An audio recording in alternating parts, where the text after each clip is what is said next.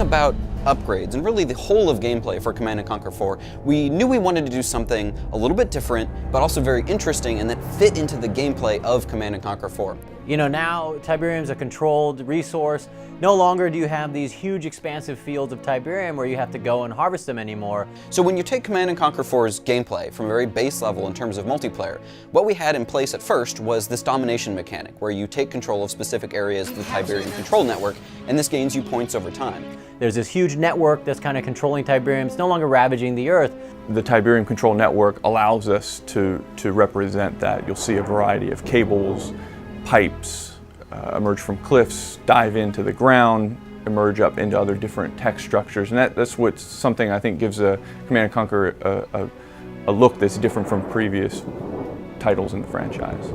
And we realized that we wanted to add a couple of things to the formula in order to make it feel a little bit more CNC, but also to add more points of interest to the map and to add more interesting gameplay.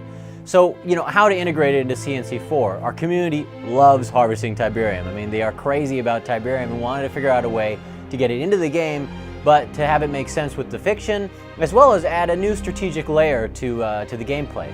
So we took this idea of having a high level of mobility in terms of, and action in terms of the gameplay, and we thought, how can we absolutely double down on this, but also give fans some of what they want in terms of the Tiberium harvesting mechanic? One of the most interesting visual challenges I feel we had was to represent kind of an unprecedented event in the Command & Conquer universe, and that is the fact that humanity has gotten a leg up on Tiberium.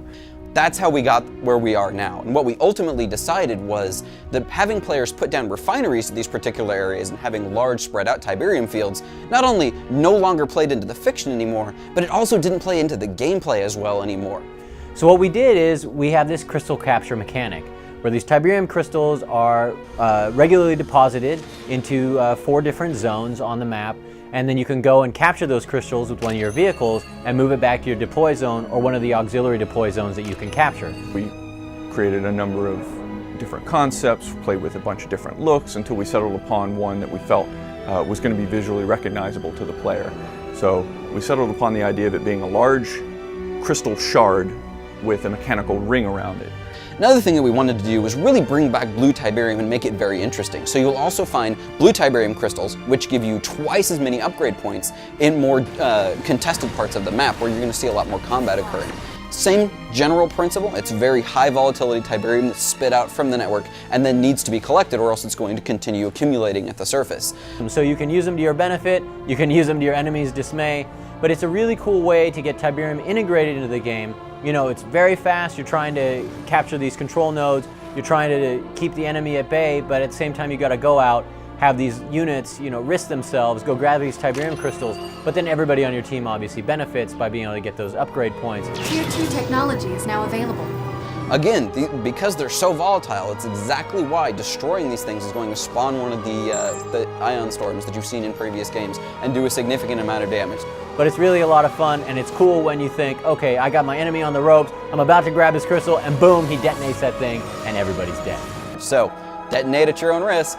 We've been having a lot of fun with it. It allows you to keep in the fast gameplay of capturing those Tiberium control nodes, fighting with your enemies, but then also being able to really help your team out, grab those upgrade points and those crystals, and you know, hey, it's great having that roving bomb. We're very excited to throw this new mechanic into sort of the old hat of RTS mechanics. We feel that, and a lot of the players that we've had play the game feel that it plays very interestingly into the new mechanics of Command & Conquer 4 and really the shift in RTS that we've taken into a much stronger focus on action, on gameplay, on what you're doing with each individual unit. I was really impressed with everyone who worked on it. I'm really excited to see it in the community's hands, have everybody play with it, because I think they're going to really enjoy it. And I can't wait for you to play the game. Comes out March 16th.